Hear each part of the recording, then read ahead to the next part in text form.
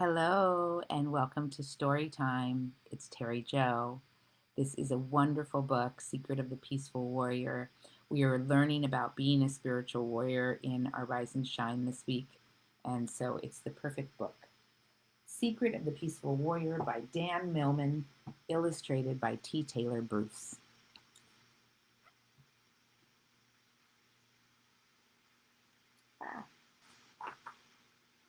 A story about courage and love. On a crispy morning, let me take that off. On a crispy morning in autumn, in a town not far away, Danny Morgan sat gazing out the kitchen window at his new neighborhood. Gone were the familiar backyard and his old friends. Today was his first day at Eastside School. Part of him was excited, another part was afraid. From the next room, his mother called out, "Finish your breakfast, Danny. The neighbor's boy will be here any minute to walk you to school." There's Danny looking out his window. The doorbell rang. As Danny dumped the remains of his oatmeal in the sink, his mother handed him a new lunchbox. The doorbell rang again. "Well," she said, smiling, "are you going to open the door?" In the doorway, Danny saw a girl about his age. "My name is Joy," she said. Turning toward his mother, Danny whispered, "Ma, you said it was going to be a boy." "I thought they said Joe," she whispered back. Louder, she added, "Have a good time, honey. See you after school," and gave him a big kiss. Blushing, Danny wiped the kiss off his face, turned to Joy, and said with a sigh, "Okay, let's go." They walked past Baker's Pond, past a row of old houses and across the railroad tracks when suddenly Carl Brady, the school bully, stepped out from behind a parked car and blocked their path. Danny tried to walk around him, but the other older boy reached out and grabbed Danny's lunchbox, tore it open, and looked inside. Disgusted, he threw the box on the ground, scattering the contents over the sidewalk.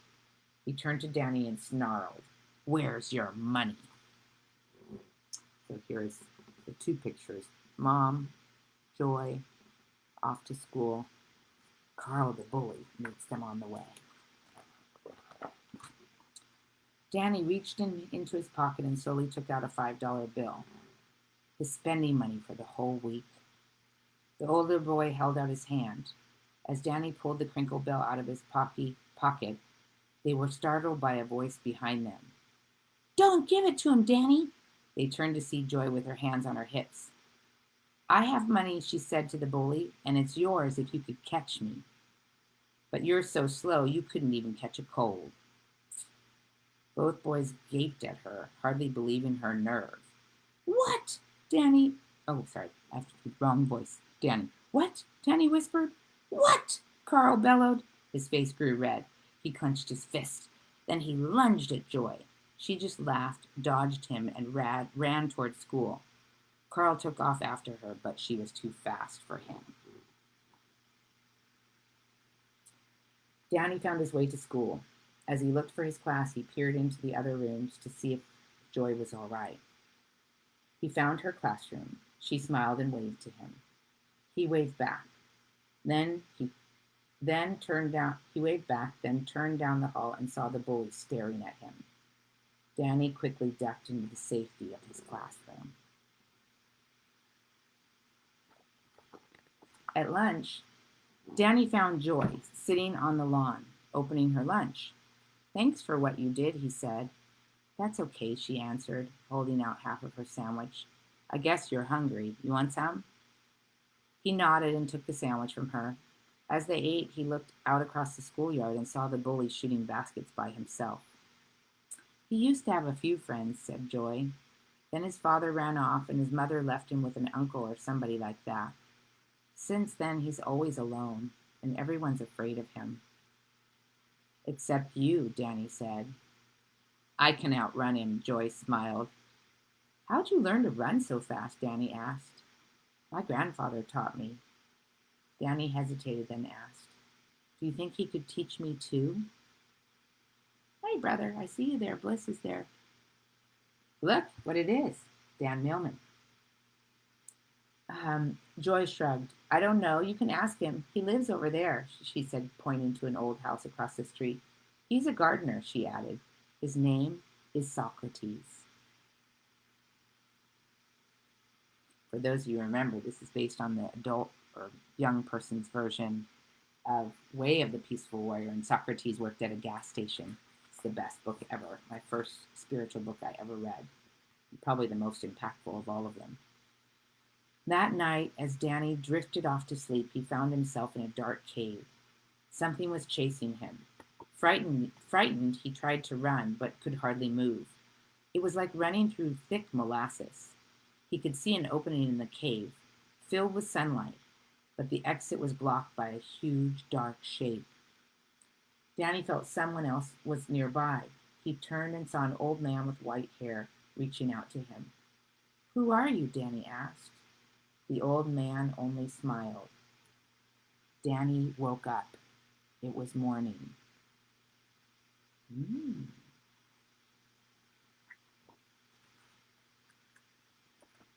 The next day at school, Danny managed to avoid the bully during lunch, but after school, Carl spotted Danny and started toward him. Danny quickly crossed the street, but the older boy was closing in. In a panic, he ran up some steps and pounded on a door. Then he realized it was where Joy's grandfather lived. The door opened. Danny gasped as he saw in the doorway the old man from his dream. So cool. The old man smiled at Danny, then down at Carl waiting below. I'm Socrates, he said. I guess you're Danny. How did you know my name? Danny stammered. Instead of answering, Socrates handed Danny a bushel basket. I'm going to cry. I love this story. I'm going to pick a few apples in the front yard. I could use some help. Glancing back toward Carl, Danny decided to follow the old man into the safety of his yard.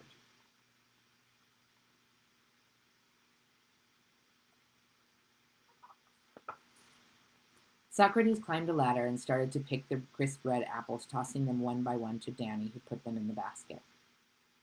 Mr. Socrates, Danny began. Not Mr., the old man interrupted. Just Socrates, and you can call me Soc. Danny nodded. Well, Soc, could you teach me to run as fast as Joy? Socrates paused, then bit into one of the crunchy apples and tossed another to Danny.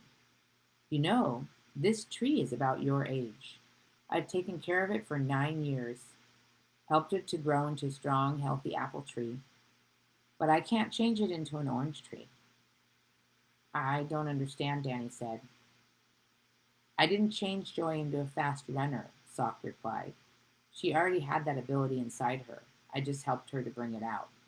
You have other gifts. But I have to learn to run. That boy's after me. You saw him? Yes, I understand. But if you run from a problem, even if you get away for a while, it keeps chasing you.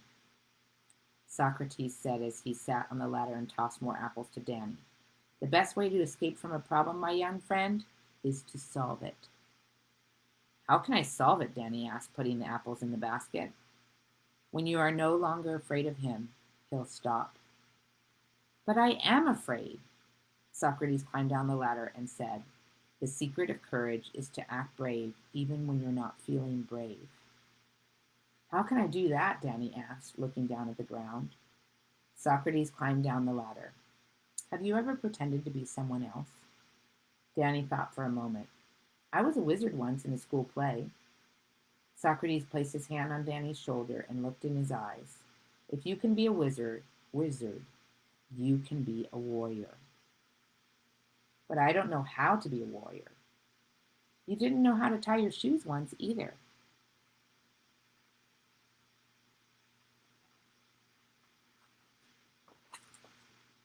I'll tell you what, Sock said, pointing to a spot on the lawn. If you can show me how to do a forward handspring, I'll show you how to be a warrior. I've never done a handspring. That's what I thought, Sock replied, but try it anyway. Doubtful, Danny lifted his arms and threw himself forward onto his hands, kicked around wildly, and fell down. I told you I didn't know, he grumbled. Again, Socrates said, grinning, but this time keep your arms straight and your head back. Danny tried and fell again, but he kept trying, and each time he got a little closer. Suddenly, to his surprise, Danny found himself standing up, balanced on his feet. I did it, he yelled. Yes, and that's exactly how you learn courage or anything else, Sock explained. It may not be easy at first, but keep practicing, and you'll get it. This book is so great. After that, Danny visited Socrates every day, careful to avoid Carl on the way. One day, while helping Sock in his garden, Danny asked, how can I ever fight him? He's bigger than I am and stronger. Socrates paused, then went into the garage, pulled out an old wagon. I have to deliver a plant to someone up on Scenic Hill. Think you can pull this wagon all the way to the top? Sure I can, Danny answered quickly. But he didn't know that Socrates was going to be in the wagon. Isn't that funny? As Danny struggled up the grade, breathing hard, he asked, can we stop for a minute? This is really hard. Sometimes life is an uphill struggle, just like this hill, Socrates observed. Other times it feels easy, like coasting downhill. I wish it was all downhill, Danny said, panting. Coasting down is easier, Sock replied, but which makes you stronger? So great. I just talked about this morning in the Spiritual Warrior, Rise and Shine. Danny smiled. I understand, he said, wiping his brow as they reached the top of the grade. They delivered the plant and sat in the wagon poised at the top of the hill. Then Socrates added, another thing about life, Danny, if you don't make the climb up, you never get to enjoy the ride down. Then Sock pushed off, and down they flew.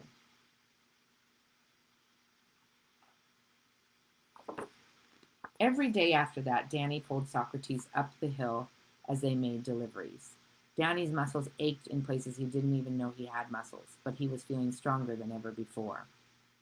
A few days later, as Danny struggled to pull Socrates up, a woman in her front yard scowled at Sock and said, you ought to be ashamed of yourself, you lazy old man. Danny laughed so hard he almost let go of the wagon. Look at her. She doesn't know they're learning a lesson.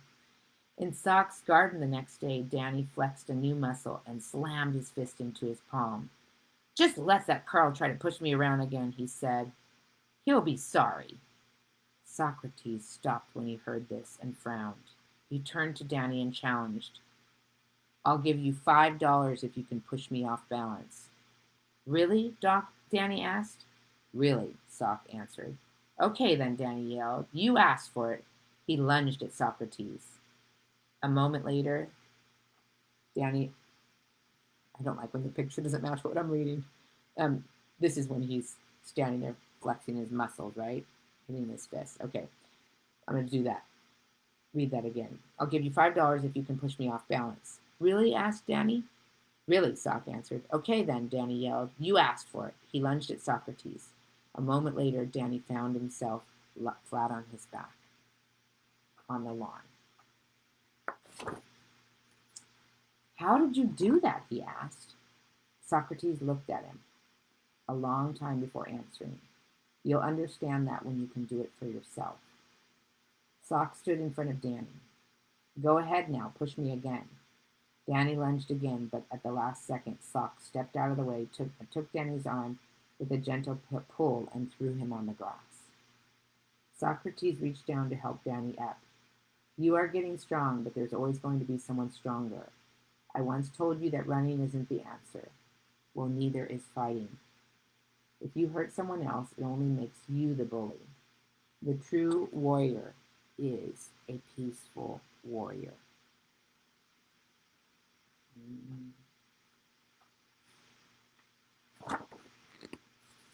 But what if someone attacks me first? No one has a right to hurt you, Danny. You have a right to defend yourself. But how can I defend myself without hurting someone else? Asked Danny. Socrates pointed to a small tree bending in the wind. That tree knows the warrior's secret, he said. If it resists, it may break. So it bends with the force. Never resist someone's force, Danny. Use it. If they pull, you push. If they push, you pull.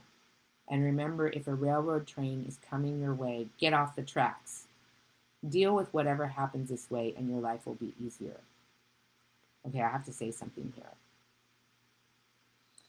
Remember, I was telling you in Rise and Shine, for any of you that listen to both, I'm having a really hard time with acceptance and cooperation of what is, especially given the injustices toward Black people.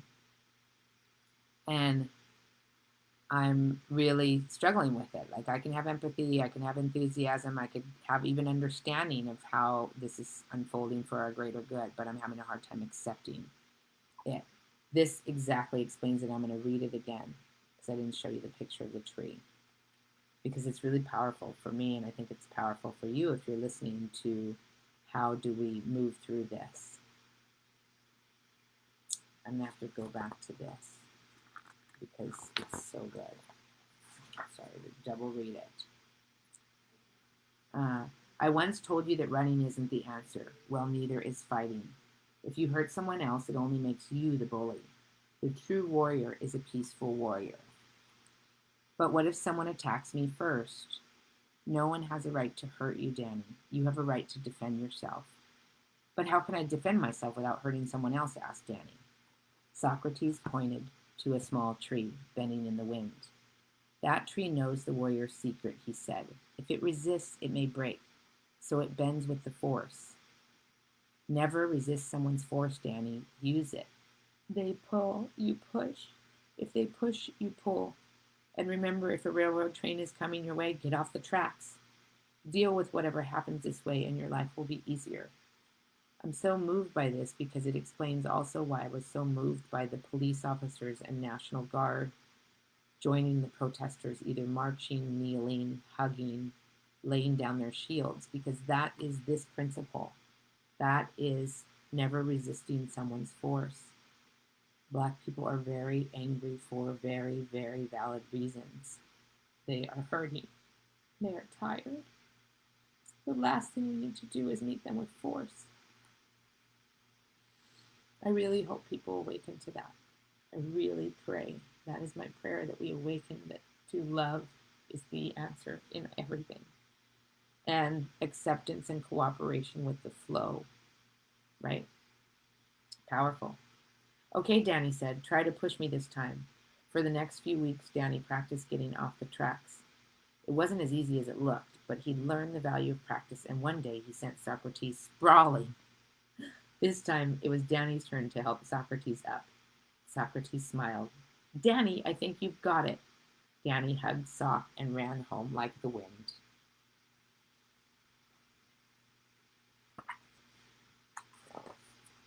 The next day, as Danny and Joy were walking home from school, he saw Carl waiting ahead in the shadow of a tree. Danny stopped for a moment and took a deep breath. Looking straight ahead, he continued on his way. Carl stepped in front of Danny. You're not going to hide behind this girl this time, he threatened. Danny's heart was pounding, but he kept walking. Don't run and don't fight, he reminded himself. Carl hesitated, puzzled by Danny's confidence. Then he yelled, Stop right there! And he reached out to seize Danny's arm.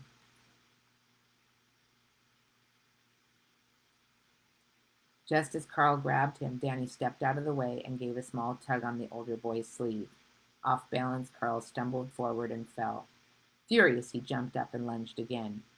Once more, Danny evaded him and Carl fell again. This time he didn't get up. He just sat there staring at the ground. In that moment, Danny knew that Carl would never bother him again. Then he realized something even more important. Carl had never really been his enemy. Fear had been his opponent all the time. He had faced the fear and conquered it. His battle was over. Danny turned back, walked up to the older boy, and offered him a hand. Carl only turned away, ashamed. He got up and walked away, sad and defeated. This is the one we're showing you. Oh my goodness, it's a bit longer story, and I added to it. That's okay.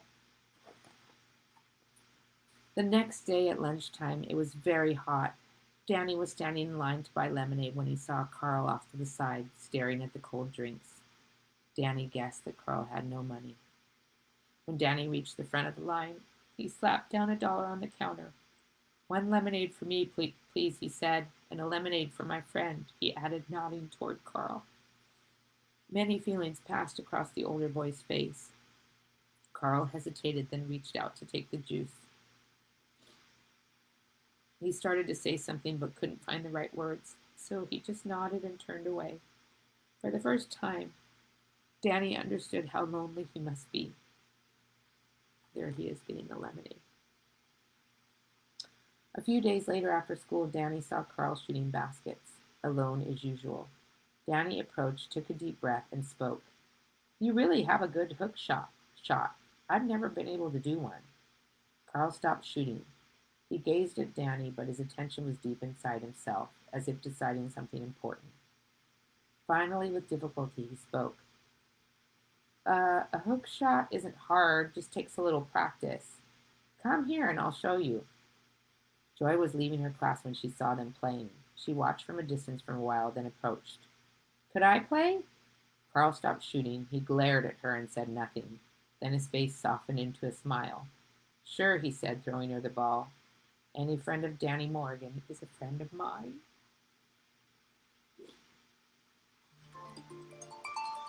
Sorry about that. Here we come to the end. Almost. That night, Danny's dreams took him again into a dark cave. Socrates was nowhere in sight, only the shadow figure blocking the way out. But this time it wasn't so big. And this time Danny knew the secret. He didn't run. He didn't fight. He faced it squarely with arms wide open and walked toward the light at the end of the tunnel.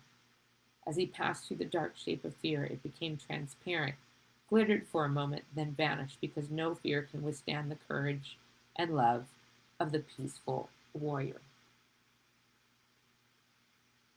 Which is so true. Dang. Danny Morgan woke up smiling. He watched his curtains billow in the fresh morning breeze. Outside, a sparrow flew up into the sky, and there, shining through his window, was the light of the new day. That is the end of Secret of the Peaceful Warrior by Dan Millman. Thank you for listening and watching. May you remember and know and cultivate and honor and live the peaceful warrior that is inside of you.